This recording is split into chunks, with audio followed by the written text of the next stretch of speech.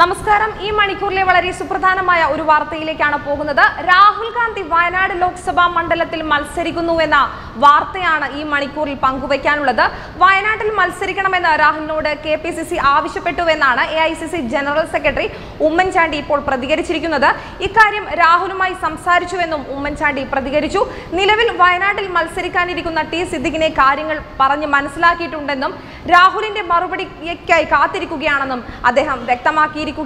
അനുകൂല തീരുമാനം പ്രതീക്ഷിക്കുന്നതായും ഉമ്മൻചാണ്ടി പറയുകയുണ്ടായി. വയനാട്ടിൽ രാഹുൽ മത്സരിക്കണമെന്ന ആവശ്യം മുമ്പ് ഫേസ്ബുക്ക് കുറിപ്പിലൂടെ MLA-മാരായ VT ബൽറാമും KA ഷാജിയും ആവശ്യപ്പെട്ടിരുന്നു.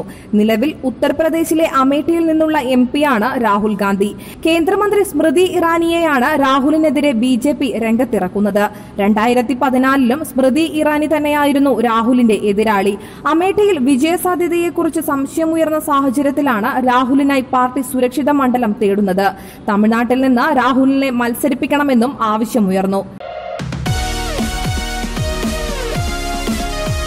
വാർത്തകൾ ഉടനടി അറിയാൻ top news Kerala YouTube channel subscribe ചെയ്ത് ബെല്ലൈക്കൺ അമർത്തി ലൈക്ക് ചെയ്ത് ഷെയർ ചെയ്യുക.